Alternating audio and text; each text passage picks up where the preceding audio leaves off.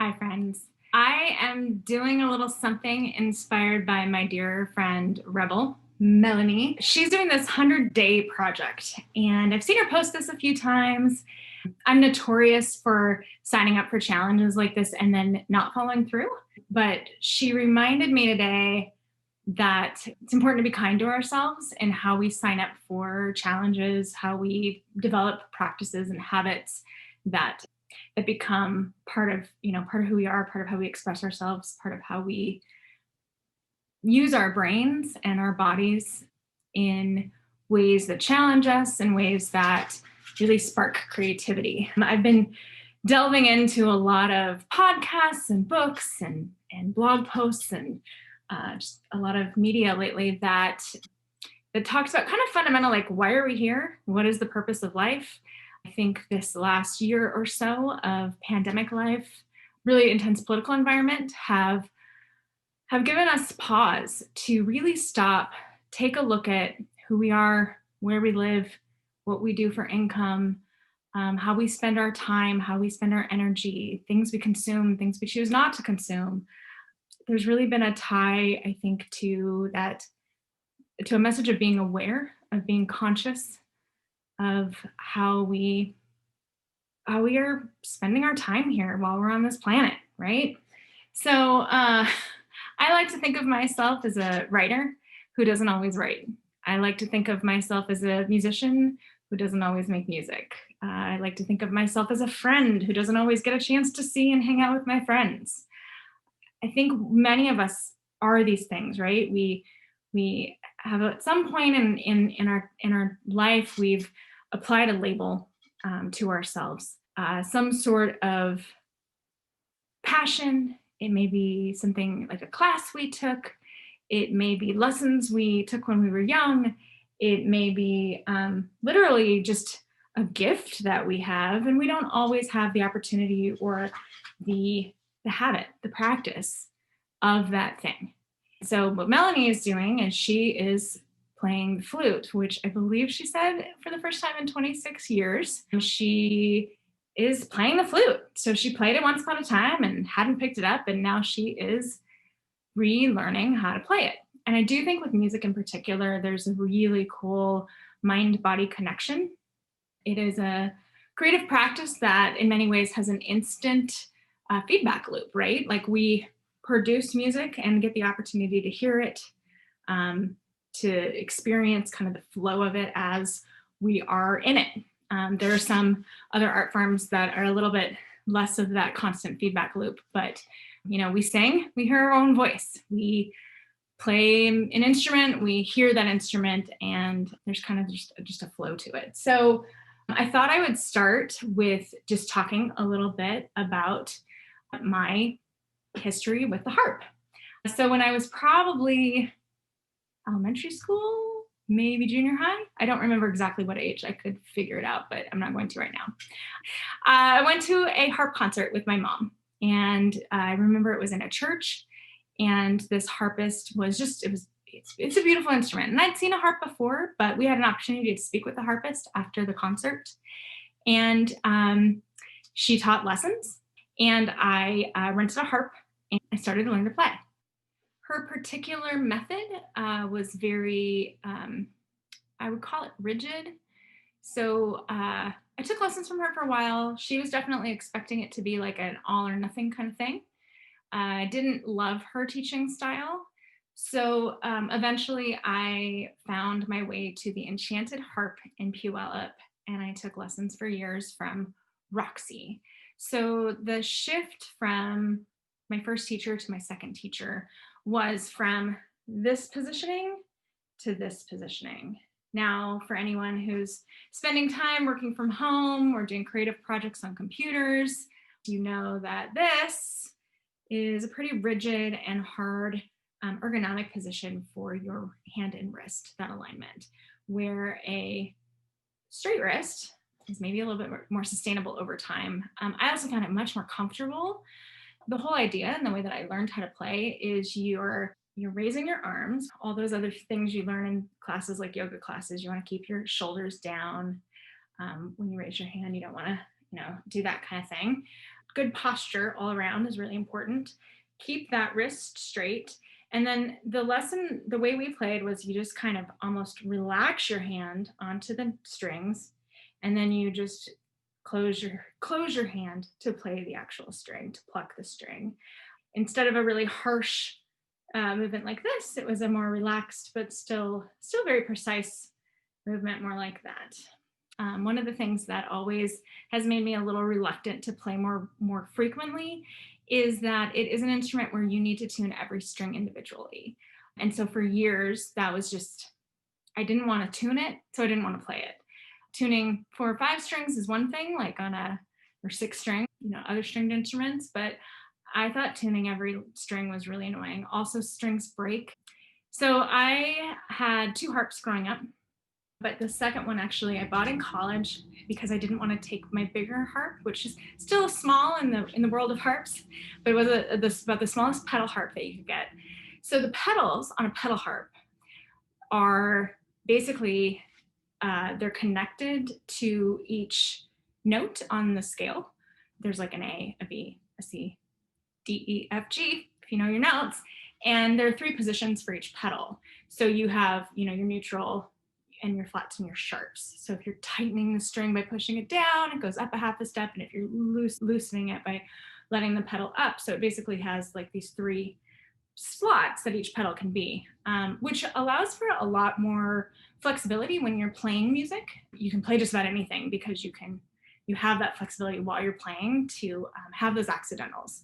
A simpler piece may just be in a specific key and you set your pedals and you play, but a piece that has a lot of extra sharps and flats. There's even some pieces where you may have to tune the harp a certain note, up or down a little bit so that you can get the exact arrangement that's written. A folk harp or lever harp, basically each string then just has 2 positions. So instead of the flexibility of all 3 that a pedal harp has, the lever harp is just a more tightened half note up or half note down. Typically you'll see 2 colored strings on the harp, and those are C's and F's. So they're just different colors so that you know what you're playing. So I was very fortunate to live in Seattle when I was shopping for a harp and went to Dusty Strings in Fremont, which is an awesome store. Found this little one, which I'll show a little bit more of eventually here. I love that I was able to support a small local business. It's just a fun store to go into. I mean, I have no idea. I don't know how open they are or not open they are during the pandemic. I'm sure they'll still sell you a harp or a kalimba or some of the other instruments that they have on site. I'll show you this harp a little bit. This is her. So what I like about this harp is it's very lightweight, something that I can pick up and carry easily. I have a carrying case for it. It has a strap, and I can easily move the harp. I can literally pick it up, put it around my shoulder, and take places. So I have a few tools. I've got this to help put on the legs for the harp, make it a little taller. My tuning key, and then this fancy little pack that is the legs itself. So I'm gonna go ahead and put the legs on and then show you a little more. I don't have the best angles here, but this is what the bottom of the harp looks like. This is what these legs look like. So pretty apparent that I'm putting the big holes in the big holes and the little holes in the little holes. So I definitely need to figure out a better video recording setup, but it isn't so bad. But I'm finding it hard to get the right angles. So I will show you real quick. Legs are on, yay! And right now I just have it in kind of how like a storage position would be, which is all of these are down. And I haven't tuned it in a while. Now, what I love about this particular harp from Dusty Strings is that it stays in tune better than many harps. I don't know why, knock on wood, but it just does. So, which makes me really, really happy. It's usually not that far off, but to show you kind of the whole process, this is what it's sounding like right now. Definitely some out of tune notes there. So when when all of the levers are down, it is in an E flat major key, basically. So without having to change any of these, if I want it to be major right how it is, I'm just going to go ahead and play those E chords. It's really out of tune. I used to tune with tuning forks and by ear, which is a beautiful way to tune, is a really good way to tune, but it's really tedious and I don't have the best ear. So while I think it's a good practice to be able to try to do that, you basically, you find your like A or your E and then you tune every note to that bass. I have an app that I like to use. It is called iStrobosoft. There's a lot of tuning apps out there. This is what my partner uses. I'm sure he found out about it from someone else, and I'm sure there are other ones out there. So let me know if you know of some good tuning apps. I just think it's also kind of cool to watch it. Like these are the notes in my voice. I've been really geeking out on sound lately. I'm reading 2 books right now. The book is called Tuning the Biofield by Eileen McCusick, kind of about her journey using tuning forks for healing.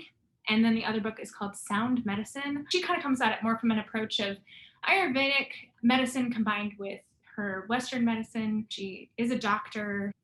She uses mantra as a way of healing and has written a book about the healing nature of sound, which that is highly motivating as a harpist to want to play this instrument. Of course, harpists are known as people who go into places like hospitals or assisted living facilities, nursing facilities to play music for people. And of course, that is not something that's happening a whole lot right now during the pandemic, but it's something that I've always been curious about. And the more that I learn about the vibrational nature of sound and how truly everything, like physically, like studying physics, everything has different vibrational patterns. And there's some really cool stuff that's happening that scientists are just starting to really dive into related to sound and just the vibrational nature of the world and how it can kind of help balance us out. I just know that music is one of my places that I go to for comfort. And I think the harp is a particularly comforting instrument. My theory in putting out these videos is that some of you are just going to like hearing the harp and you won't care if it's in tune and you won't care if I'm playing it correctly, which of course is my own thing I need to get over. If you just like the sound of the harp and think it's cool that your friend Noelle plays the harp, more power to you. I have a high bar that I kind of have for myself. And part of this exercise and putting this out there is to just say, fuck that. Pardon my language, but that's how I like to speak. So if you're going to watch these, you're going to have the angelic nature of the harp and the demonic F-bombs occasionally coming out of my mouth. So don't hate me for the occasional F-bomb. There's a documentary right now on Netflix. It's like the history of swear words. And we just watched the first episode. Nick Cage does a phenomenal job of hosting it, and it is all about the word fuck, which is my favorite cuss word, and I understand why. It is cathartic to say, and I'm really trying to not censor that word when I feel like saying it. So again, sorry for any friends or family that don't like hearing that word, but hopefully you can just ignore it and say, oh, poor Noelle. She's just cussing up a storm over there. So I'm now going to tune the harp, and I'm not going to force you to listen to that because it is tedious AF. In AF, you don't really need to say the fuck in that part because the AF just has enough emphasis in and of itself. I guess I'll give you a little bit of this because it is kind of interesting, right? So as I'm doing it and talking to myself and cussing up the storm as I hit the right and wrong notes. I know it's probably hard to see on here, right? C. But if I hit the C, you see, and I know it's blurry, but you see a C. The C is negative 40 cents. What does that mean? Cent, right? Like 1/100th of a note. So I am going to tune that up, right? And so I'm just tightening that string. So I'm going to go back to that C, and I'm going to tighten it. So I'm just putting this on these little knobs over here, and I'm turning it clockwise, righty tighty. And now it's a little bit sharp. That's pretty close. What I can start to do, I do have some ability to tune by ear, is I can start to play like the C with the C above it. And I want to get those more in harmony with each other, right? harmony is not the right word, is it? For an eighth, for a full octave? Anyway, those are 1 octave apart, and I want them to sound like the same note, 1 octave apart, which they don't right now.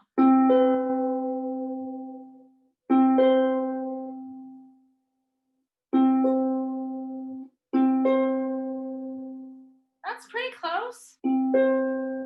For fun, because I have my tool, I'm gonna go back up to that top note and I'm gonna hit it and see that it's a little sharp. It's with about 15. I went a little high. I tend to go a little high on the harp because I find it gets flat so easily.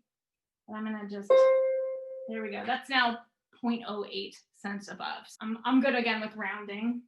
So now I'm just gonna keep doing that with the full octaves. So I at least did a pass at tuning it. And hopefully you can tell the difference from my earlier chord. One thing to remember if you are ever using a tuning app is it may not always be super intuitive. So like in my mind, I'm in E flat major, which is also D sharp major.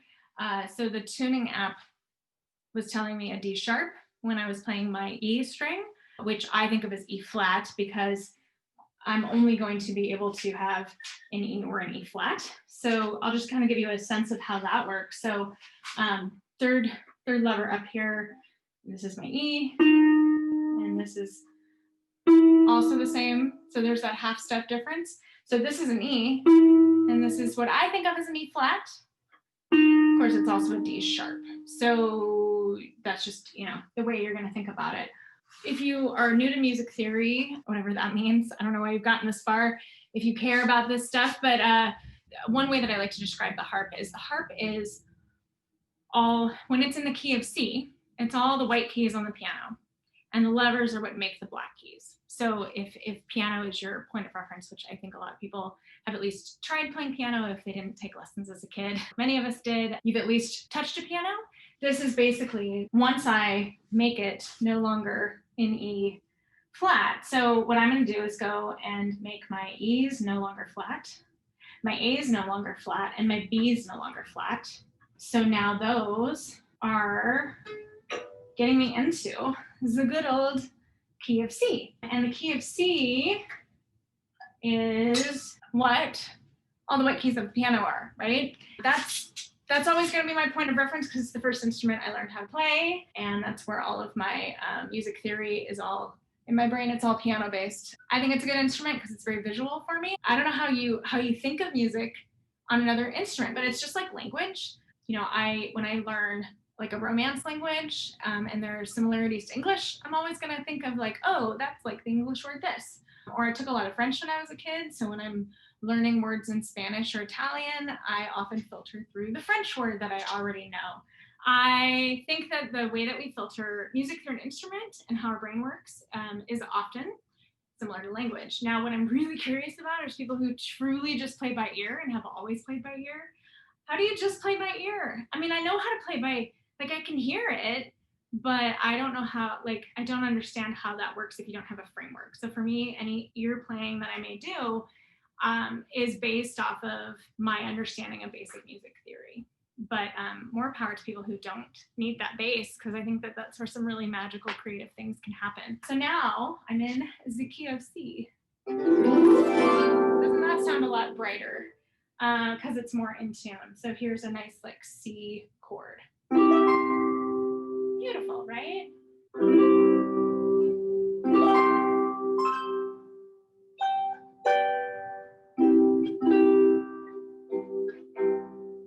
Could probably still use some more fine tuning, but that gives you at least a little sense of it. So now, because it's been a while since I've done a video like anything like this, I'm going to play around with editing this and put it on the internet and just see what happens. But I appreciate your time with me. If you have any questions about the harp that you think I could answer, by no means am I a professional, but I do have some experience, some good general bass knowledge. I'm also really good at looking things up on the internet.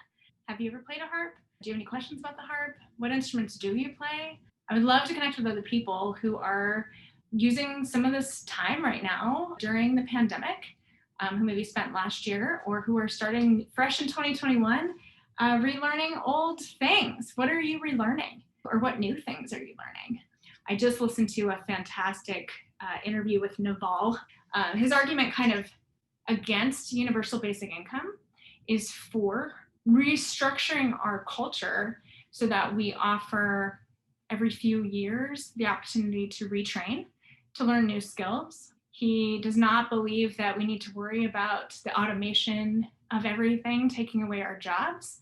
But as we get more efficient with computers and technology being able to do a lot of tasks that humans have had to do in the past, as with every other jump in technology, hopefully that provides more opportunity for creativity. What that means, of course, is broad. Creativity is the essence, I think, of who we are as humans. I think we were born to create. I think everyone is a creator. I think it is how we best spend our time on Earth. I think that we are right now plagued with a consumer culture. I like seeing friends do things, create things, and come up with their own content. And I really believe right now that that is the future that we need to have. I hope that if nothing else, me putting myself out there in a thing that I'm not super comfortable doing in a forum like this, I'm going to probably post this video somewhere and then immediately my heart rate's going to go up and I'm going to get sweaty and I'm going to want to delete it and take it down. But the intent of doing things like this is to inspire others too, as well as it's a form of accountability for me. So by putting this out there, I'm hoping that you will hold me accountable. I don't know that I'm going to be able to post something, and most of my videos will be much shorter than this and a little bit more music focused. I don't know that I'll be able to post something 100 days in a row. I don't think that that's where I'm at right now, but I would like to post 100 videos of me playing the harp. And hopefully by the 100th video, I feel like when I say I'm a harpist, I don't have an imposter syndrome bubbling up underneath. So that's where I'm at with this. I love you, friends. Thank you for listening. Thank you for being a part of this journey, whatever it is, whatever it turns into.